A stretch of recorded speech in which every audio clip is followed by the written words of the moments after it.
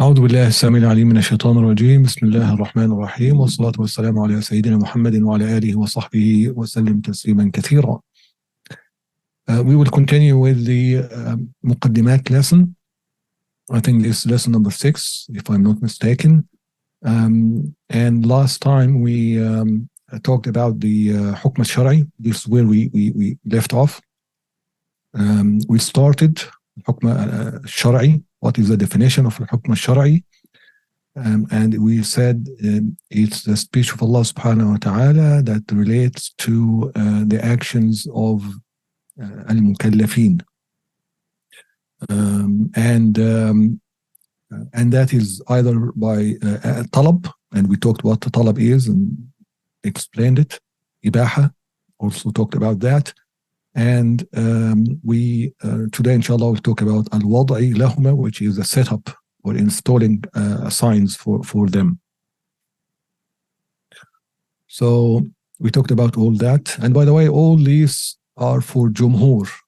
The Ahnaf, Sad al-Ahnaf, Hanafi madhabs have some differences here, which out of the topic now, but basically that's the Jumhur madhab. Right.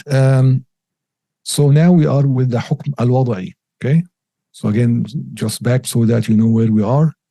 We are still talking about al-Hukm al-Shar'i, the Shar'i, the law basically, the Sharia law, Hukm. And we are here, al-Wad'i lahuma. So since the khitab, that khitab of Allah Ta'ala, subhanahu wa ta'ala, the speech that requests or instructs us to do or to not to do or anything like that, as we talked about, whether by talab or ibaha, there are something that Sharia also set up to indicate or make a sign for the application of these two. Okay, let's define the hukm al-wad'i. وأما الوضع لهما, that part about the definition of حكم الشرعي, which is الوضع لهما, فهو عبارة عن نصب الشارع أمارة على حكم من تلك الأحكام الخمسة. So that حكم وضعي is basically the setup that the Sharia, Allah subhanahu wa ta'ala, or the messenger, Allah's prophet, through as a conveying the message of Allah, basically the Sharia law, that law or that or the Sharia will install or set up a sign as an indication to one of those 5 ahkam that we talked about before, the 4 of the talab and 1 of ibaha. Okay, and again, this is for al-Jumhur.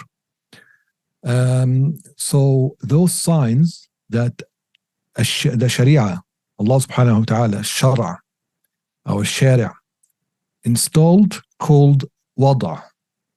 Wada' meaning you're putting something, you're installing something, you're setting something up. Okay, you are putting something. So that's something that the Sharia put for as an indication. That's what we're talking about. All right. So what are these? They are basically, for example, كجعل السرقة سببا للقطع. So basically, as an example, setting up theft or stealing as a reason, sabab, reason for qata. This is basically the hukm or the had of cutting the hand of the thief. Okay, in Sharia, which, as we know, has very stringent conditions and so on and so forth, is not really it doesn't mean anyone who stole something should get his hand cut. There are a lot of conditions and restrictions that actually makes it almost impossible to happen unless there is like a clear things that has been met and so on, which is a topic in fiqh, but just an example. Now, if somebody stole something and all the conditions of stealing for had, not any steal, are applicable and have been met. So that becomes now a reason to do the had on that, like the punishment, the capital or the punishment of cutting his hand, that thief. Okay. So why are you cutting his hand? There's a question. Why are you cutting the thief hand? Because he stole. So the stealing is a reason for that. So stealing becomes or has been set up by the Sharia as a reason to cut the hand of the thief. Okay, so that's an example. So this is basically something that is from أفعال المكلفين. So that sign based on an action of the responsible individuals who are set accountable or should be set accountable, the مكلفين. But that sign also, that وضع, the sign, could also be something that is not from the actions. ليس من أفعالهم. For example, what? زوال الشمس, when the sun start to set or start to move from the center of the skies or the sky. Basically, it starts after sun rises, it comes to the middle, and then it basically moves off to the west side. As soon as it moves, that is called zawal. That we say zalat al-shams, started to descend again. So it basically kept ascending the sky until it reached the highest point, and then it started to descend again. So at that time, this is basically where the Dhuhr prayer starts. That's the starting time of the Salatul Dhuhri. So why are you starting Salatul Dhuhr now here? Because the sun started descending back or going back to the west. Okay, so in that case, Zawal al-Shams, that movement of the sun from the center of sky, is a reason to start Salat al-Dhuhr. So that's a sign. So basically, it's a sign so that we know when to start praying. The sariqa, the theft, is a sign to know when or that we should, or that thief should get his hand cut, for example, and so on. So all those signs are set up by Allah subhanahu wa ta'ala and by the Prophet, peace be upon him, to indicate to us what to do, to apply basically the ahkam, the 5 ahkam of al-talab, 4 of type and 1 of ibah. Okay, all clear now? If there is any question, let me know. All right, so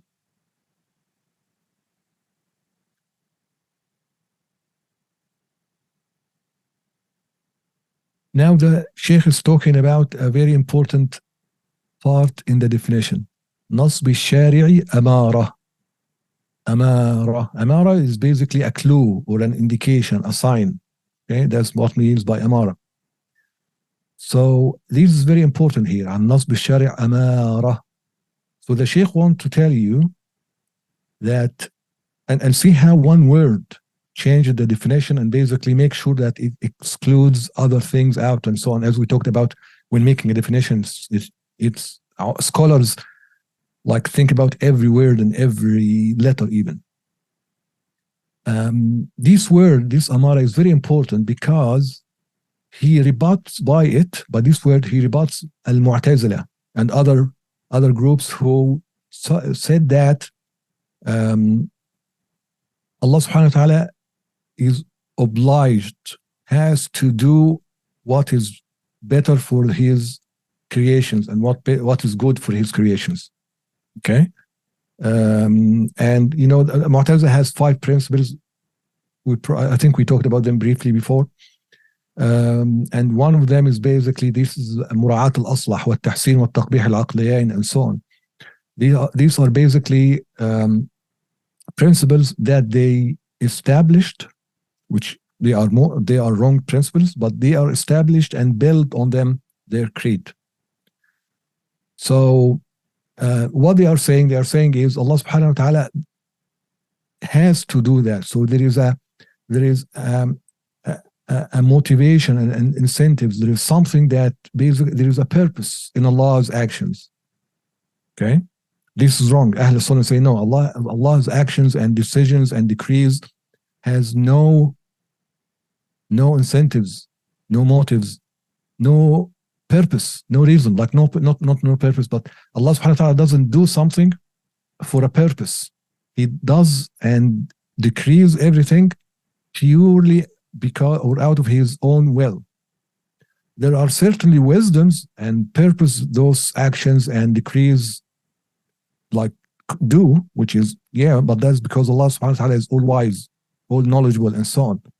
It is not so those kind of things, they are not like they are not motive, they don't motivate Allah to do this. Allah doesn't do this because of that. Allah does something because he wants it done. This is the position of Ahl Sunnah wal Jama'ah. So by saying Amara, he basically rebut or like tells you or indicates that Ahl Sunnah say everything is done, or those asbab, those set up reasons or causes or whatever, the sabab or shart wa mani, as we're going to talk, they are merely signs for us to know what we need to do. They are not the cause or the reason or the purpose why Allah does what he does. Okay? So he is saying these signs that Ahkam Allah, judges and decrees of Allah subhanahu wa ta'ala, are do not follow the asbab wa shurut wal mu'ana. Do not follow those signs. These are merely imarat, signs for us, an indication for us to know the ahkam, because they are hidden from us. They are subtle. We may not reach that hukm. How can we know that the dhuhr is going to start? So Allah subhanahu wa ta'ala creates a cause or a sabab or something as a sign for us, so we know, okay, now we can start pray dhuhr. Okay? It is not because of the sun here, then Allah makes the dhuhr start. It's not the other way around. Okay? That's basically what the Shaykh is saying. وَلَيْسَ شَيْءٌ مِنْهَا بَاعِثًا, nothing of it, of this wada', nothing of what we're going to talk about, sabab, shart, mani', are ba'ith, incentive or motive or a cause or a reason, لِمَوْلَانَا جَلَّ وَعَزْ, for Allah subhanahu wa ta'ala to do حكم الأحكام, to do any decree or judgment or anything like that. كَمَا زَعْمَ مَنْ ضَلَّ وَابْتَدَعَ. So basically those who say that Allah subhanahu wa ta'ala does something out of purpose or out of a reason and cause and so on, ضَلَّ وَابْتَدَعَ. That's basically the position of Ahl Sunnah wal Jama'ah. Right. Now we're going to talk about that, or the types of that wada', or that setup. Again, we are here. وَضْعَ لَهُمَا. These signals, or those indications that Allah subhanahu wa ta'ala set up and installed and put and created and made for us as a negation to guide us to the ahkam al-khams. What are they? They are three types: sabab, shart, mani'. Sabab, cause or reason; shart, condition; mani', prevention. Right, so he's saying الضمير يعود على الأمارة. The Shaykh is explaining the ضمير وهي here, which is the word وهي, refers to the word أمارة. So if you go to the definition here, فهو عبارة عن نصب الشارع أمارة على حكم من تلك الأحكام الخمسة. And then he say وهي what? And that is وهي, meaning that is what this that, what does it refer to? Does it refer to عبارة عن نصب الشارع or حكم or what? Because if you referred it back to any one of these, it might give a different meaning. So he's basically making sure that you understand what he wants. He referring to the amara. So this amara, this sign, this signal, whatever, could be sabab, shart, wa mani'. ووجه انحصار الأمارة في هذه الثلاثة, the reason that, or the why they are only those three, basically, why they are not fourth or fifth or whatever, he is explaining, he's telling you that thing that a shara, the sharia will put as a sign or an indication for one of the ahkam is either one that whether that thing happens or doesn't, or occur or doesn't occur, is a sign. إما أن يجعل كل واحد من وجوده وعدمه أمارة ودليلا. So basically, it is a sign either way. Whether it occurs or not occurs, this is a sign. Or it could be that only if it doesn't occur, you take your sign or indication from it, from that. If it occurs, that doesn't tell you anything. So in that case, so basically, yeah, so the first one here is a sabab. That is a sabab, there's a reason or a cause, okay? If it is only the non-happening of it or non-existence of it or non-occurrence of it is a sign, then that's called shart, condition. If it is something that the sign happens only if that it happens, or the sign is basically established only if it happens, then we call that mani', restriction or prevention, something that prevents al-hukm, okay? All right, so now we're going to talk about the sabab. You can see that we are moving like different layers. We started with ahkam, and then we're talking about hukm al-shar'i, and from hukm al-shar'i we talked about every part of what constitutes a hukm shar'i, and then now that's the last part, which is al-wad' lahuma, but then even that wad' lahuma is divided into 3, and we are talking about each one of those. That like, this is scholarship, this is ilm, okay? This is not a shallow way of learning. This is a proper way, the detailed way, the proper way that you need to understand. You have to be critical, you have to be attention to detail and so on, okay? Even though this is just an introductory course for the aqidah, like it's just al-Muqadimat. It's even, we haven't even started, okay? All right. Now, حد السبب, which is definition of sabab. What is the definition of sabab, which is a reason or cause? فالسبب ما يلزم من وجوده الوجود. Is the first part. ما يلزم من وجوده الوجود. Its existence or occurrence necessitates, okay, the occurrence of what it refers to or what it relates to. That's the first part. So if it happens, then what it relates to must happen. So that's the first part of the definition. Second part, ومن عدمه العدم ومن عدمه العدم. Okay? And also, if it didn't happen, or it doesn't occur, what it relates to also doesn't occur. Okay, or doesn't happen, or doesn't occur, or is not applicable. You do not. It basically negates the hukm. So if it occurred, the hukm is applicable. If it doesn't occur, the hukm is not applicable. So basically, on both sides affect the hukm. That's the sabab. And then لذاته, by itself, standalone, like notwithstanding anything else, not like without consideration of anything else.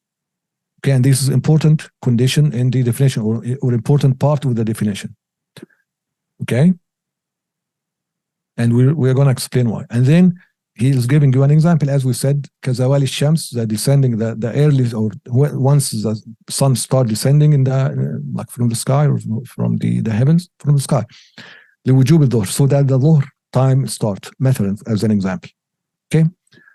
And then he's saying, قوله ما كالجنس, as we said about ma here as a genus in the definition. We talked about that before. We don't want to delve much into it, especially that I don't think if you already had any course in traditional logic or not, منطق. وقوله يلزم من وجوده الوجود فصل يخرج الشرط والمانع. فصل is again another thing related to the definition. What you learn, how to make a definition, something you can learn in the منطق and traditional logic. So basically, ما is الجنس, and يلزم من وجوده is a فصل. So basically, this فصل is something to distinguish it from something else. What is it that you are distinguishing it from? You are basically excluding now by this word يلزم من وجوده الوجود. You are excluding shart wa mani', condition and mani'. Why? look here. Here, like we said, what is the sabab? Sabab is basically both sides or both ways, whether it happens or not happen, it's an amara. Shart, only it's not happening. Okay. The third, only it's wujudi. Okay, and so on. Anyway, ومن قوله ومن عدمه العدم يخرج الدليل على الحكم من الكتاب. This is the important one. ومن عدمه العدم يخرج الدليل على الحكم من الكتاب أو السنة أو الإجماع أو القياس. Now, if you have, and I hope you did, or like if you watched or if you attended the introduction to fiqh course, you would notice that all the four madhab takes the main source of their judgments and like fiqh opinions and all the judgment in their fatwas and all is al-Kitab, Quran, Sunnah, Ijma' consensus, or al-Qiyas, inference or reduction. We talked about that. But al-Qiyas, by the way, in that context is different than al-Qiyas in mantiq. Qiyas and mantiq completely something completely different. Okay. Anyway, so all the madahib will take the ahkam to start with from al-Kitab, Sunnah, Ijma', Qiyas. That's what you're gonna be relying on. So there's a dalil, there's an evidence, a proof of something that is like you do or you build on. This is different from the sabab that we're talking about. Why? Because الدليل, the evidence, يلزم طرده, necessary to apply it consistently. طرده meaning it is applicable consistently. أي يلزم من وجوده الوجود, like the first part. However, ولا يلزم عكسه. أي meaning لا يلزم من عدمه العدم. So the proof, the dalil, whether it is from al-Quran or Sunnah or consensus or Qiyas, it is applicable, applied consistently by, like its occurrence leads to the occurrence of what it proves as an evidence. If the proof is not there, that does not mean necessarily that the thing it relates to or whatever you want to look into doesn't exist. This is very important. Again, the evidence, like if you come across evidence, if you have an evidence of something, that means there's something that it proves, like it exists, it is there, you can make that judgment. Okay, it leads to you to believe that thing or to reach that conclusion, whatever. Okay, but if the evidence is not there, does that mean that thing is not there? No. Like, for example, you'll have no evidence now. Like, first of all, you have evidence that I'm talking to you because you hear my voice and you talk, like we talk and so on and so forth. Okay? But you have no evidence whether I in my house, in my home, in my room, or in the living room, or in the office, or I'm out in the roof. It could be anywhere. It could be like I could be wearing a hat. I could be wearing a shirt. You don't know. So if you don't have an evidence whether I'm in the office or not, does that mean I'm not in the office? No. So the evidence, like, you cannot reverse it. Like, it's like if the evidence is there, then it leads you to the what it leads you to, what it proves. It proves something. But if there is no evidence, then something could still exist, but you just didn't find the evidence, or you don't know it, or it is hidden from you. Okay, that is what is very important. However, a sabab, this sabab, what we're talking about, as we said, it basically both ways, whether it happened or not happened, it has to affect that thing that it relates to. All right. Now, everybody is like on board now so far. You understand what I'm talking about? This is important about the dalil, and I'm going to give you a nice story, but I want to make sure that you are following.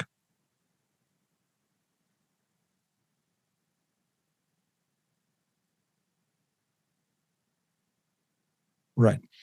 So this is a story about a debate between Imam al-Razi and a Christian priest. Right. And he basically going to use that thing that we just talked about, a dalil, evidence or a proof, doesn't, if there is no proof, that doesn't mean the thing that you are trying to prove doesn't exist. So if I'm trying to prove something, I'm trying to prove it. I look, doing all what I can to prove it. And then I end up with no evidence. Does that mean that what I'm trying to prove is not true? No, it still could be true, but I just didn't find an evidence for. That's basically the issue. Okay. So it's basically missing, like, فقدان الدليل لا يلزم فقدان المدلول. Missing the evidence doesn't necessitate non-existence of al-madlul, like what the dalil leads to. Okay. So anyway, the Imam al-Fakhr is saying, ثم قلت للنصراني, I told that Christian priest, وما الذي دلك على كونه إلها? He is basically debating whether Jesus is a God or not. So he's asking the priest, why or what is your evidence that Jesus is a God? So he replied, الدليل, what دل عليه, the proof of that, the evidence is that he had miracles. He did miracles. ظهور العجائب, miracles that he did, from إحياء الموتى, like making like the dead come back alive, إبراء الأكمة والأبرص, all the miracles that he has done about treating those illnesses and so on. وذلك لا يمكن حصوله إلا بقدرة الله تعالى. So and these kind of things cannot happen unless it's by the power of Allah, of God. So the Imam al-Razi is saying, okay, do you agree that لا يلزم من عدم الدليل عدم المدلول أم لا? Imam al-Razi quickly picked, okay, this guy is confused. There is something wrong here. We want to establish a common ground. There is like a logical thing here we have to establish first to build on it. Okay, so he told him, do you agree and surrender to the fact that missing the evidence does not mean non-existence of al-madlul, like the thing we're trying to prove, or no? All right, and then فإن لم تسلم, if you say no, that I don't surrender to that, I don't believe in that, I don't basically agree on that, then that necessitates that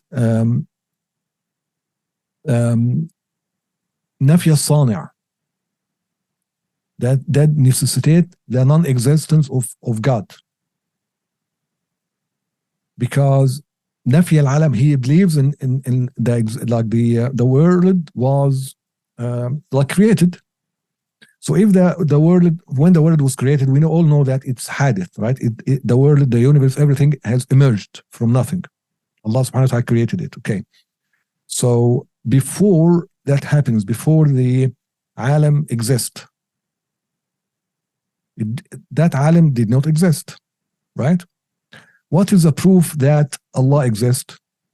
As we explained in Kharida and so on, is basically that the al-alam hadith, because the world, the universe has emerged, and because of that there must be something that caused it to happen, to come from non-existence to existence.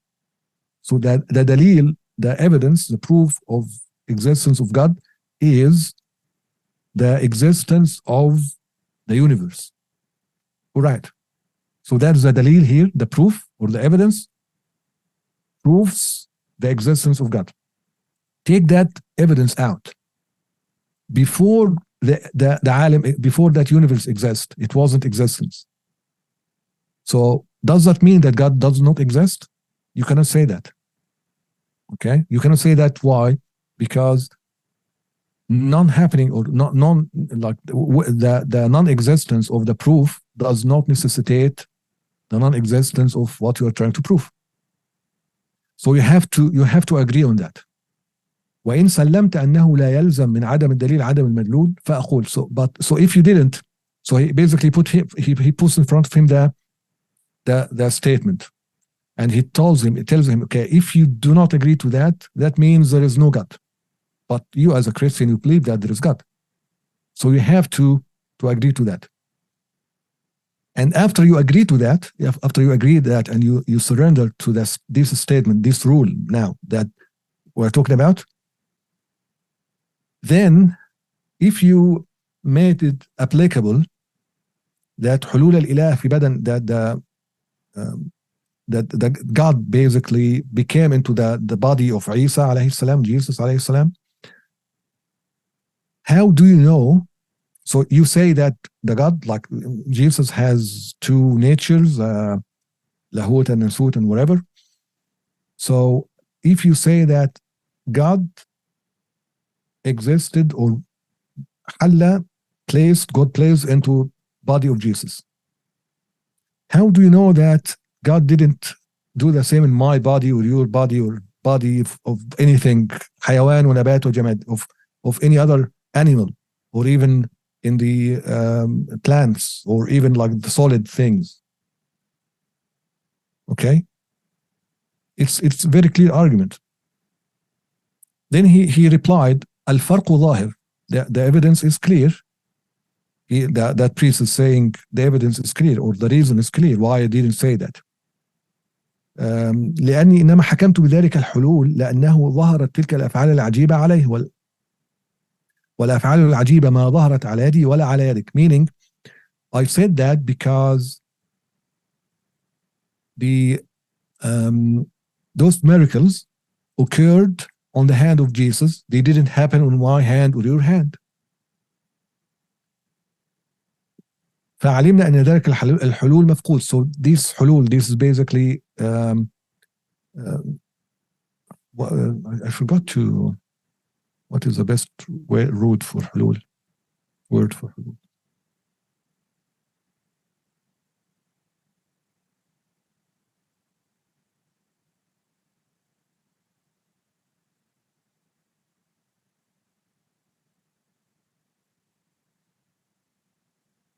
Anyway, so فعلمنا أن ذلك, you understand what it's not really penetrate, no, but it's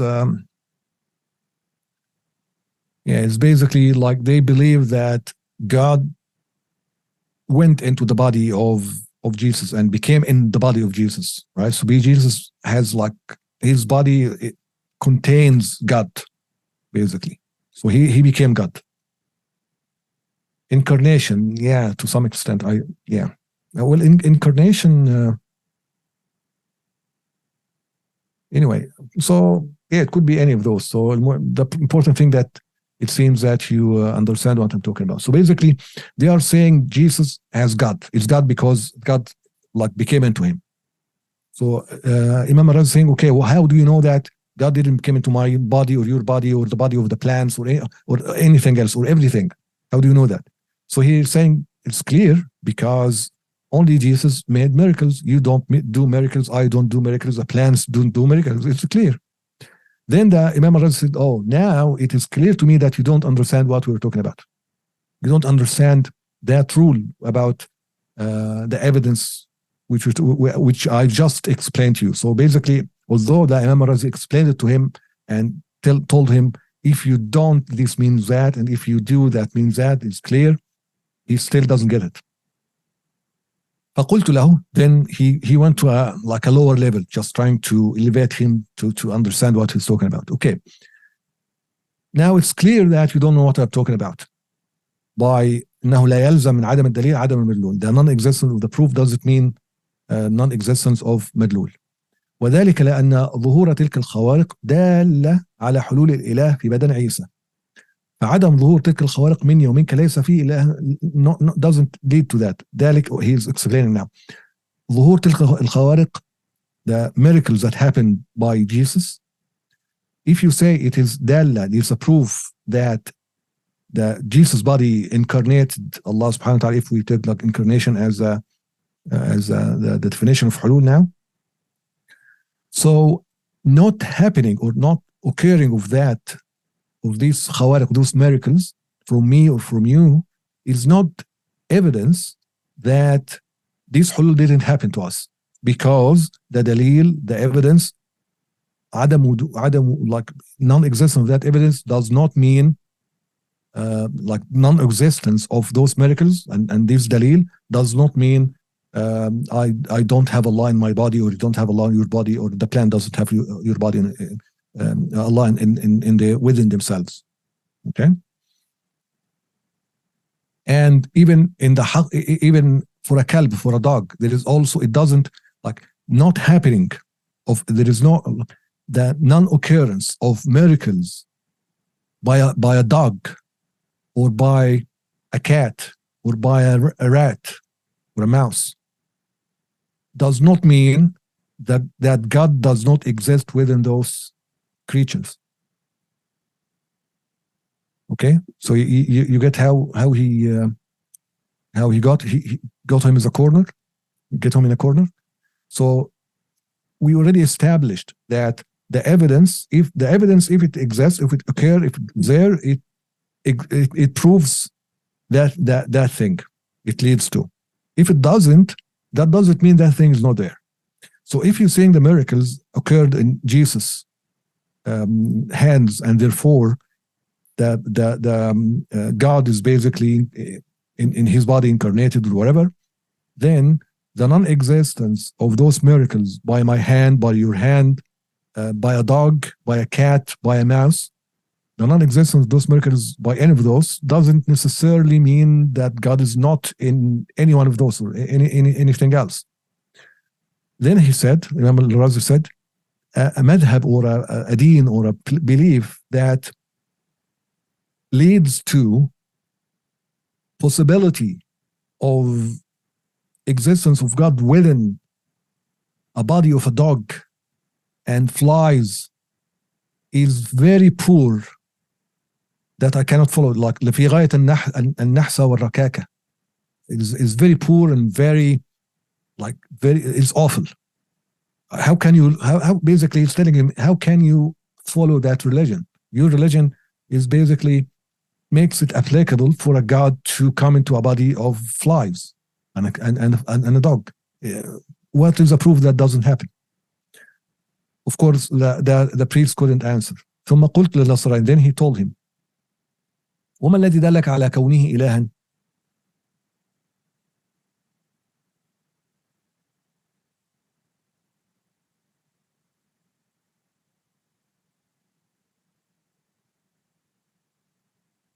I think it's repeated. Yeah, it's repeated, and therefore, and basically okay, that's repeated. So basically, the priest basically couldn't answer. Just basically, it's done. He's in a corner, because see how it started. It started by making sure that he understand. He didn't understand it at the beginning, so he explained it to him. And then it's basically like that. It's the non-existence of evidence does not mean that thing that you're trying to prove doesn't exist. Okay, once that is there, then everything follows from there. Is this clear?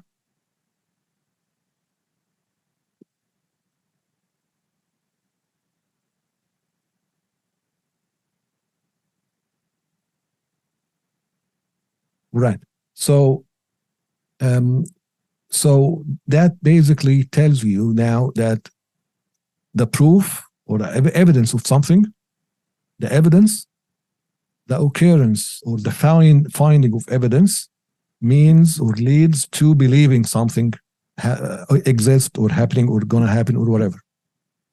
The non-existence of that evidence does not necessarily mean that thing is not going to happen or is not there. These are like nobody should disagree with this rule. Okay, so that's basically the dalil, the evidence or the proof or whatever. But the sabab, that's what we're talking about. Sabab, the reason or a cause, it actually it works in both ways, whether it exists or doesn't exist. That's why in the definition is basically distinguishing sabab from a dalil. So if I ask you what is the difference between sabab and dalil, what is the difference between cause and evidence? You'll tell me the evidence leads to the existence of what it proves, or proves whatever it relates to, if it exists. If the evidence is not there, that doesn't mean what we're trying to prove is not there.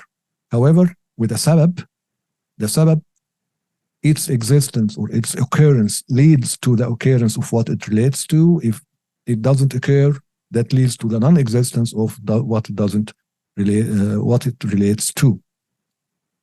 Okay, and as we said, kazawali shamsi. So because you can think about that. So the sign here, which in that case sabab, is descending of the sun from the middle of the sky, right? Kazawali shams. When that happens, what happens? When that sabab happens, when zawal al-shams happens, when the descending of the sun happens, what happens? Al-dhuhr starts. Dhuhr start. Now it is wajib to pray dhuhr. The wujub, the hukm of wujub al-dhuhr, the start now, happens, occur. If that doesn't happen, if the zawal al-shams didn't happen, if it doesn't exist yet, then hukm al-wujub, the hukm of mandatory praying or hukm al-wujub al-salat al-dhuhr is not there. Right? Okay. Right. وقوله لذاته in itself, لذاته in itself. Meaning what? Meaning that, okay, sometimes you will have a sabab, okay, but you'll also have a mania, a restrictions, or a condition that was not met. That is not that. Basically, we have to define the sabab in isolation from anything else. So if a sabab, for example, coincided with a condition that is not met, then it affects the hukm. But the hukm is now affected not because of the sabab, is affected because of the condition. Right? That's basically what lidatihi means. Again, let's say, for example, that he's already giving you an example. If the sun started descending from the sky, and now the dhuhr is wajib, the hukm of the dhuhr becomes wajib now. Salat al-dhuhr wajibah, right? But you cannot pray because you don't have wudu yet, right? So does that affect the hukm? It affects it. You did not meet the conditions. That's a different story. But the hukm itself and the sabab, in isolation from anything else, exists, and it is there and done. It has nothing to do with anything else. So basically, that's why you say lidatihi. So كالعقل والبلوغ, as being intellectual or not crazy, basically sane. عقل being sane. بلوغ, reaching the age of تكليف. أو وجود مانع لوجود المسبب كالحيض الذي يقارن دخول الوقت ونحوه. If some woman has haid in her period, for example, and the sun in the sky started descending, and basically the hukm start to happen, but that coincided with the condition that is, or the mania, the prevention that prevents praying. In that case, السبب في ذاته يقتضي وجود المسبب. So in itself, the reason necessitate the حكم. وإنما انتفى المسبب, but that حكم انتفى, got negated, because what happened من وجود المانع أو نفي الشرط, from the restriction or the condition that was not met. All right. ويدخل أيضا في هذا القيد, basically that definition also makes it that the sabab, the condition, the sabab, the reason or the cause that I think that's already we talked about that. الذي لا يلزم من عدمه العدم لمقارنة عدمه وجود سبب آخر. So basically كوجود البول المقارن لعدم الغائط. So somebody like went to the bathroom and basically have urinated, okay, but made urine, but he didn't do other thing. So basically the non-existence of tahara necessitate or basically does the or like enough to maintain or to establish the hukm that he is not tahir, he cannot pray. Okay, so basically the Sheikh is giving you like an example in the existent side and the non-existent side of the shurut or the conditions that will may coincide with the occurrence of the sabab and negates the effect of the sabab in that sense. Okay.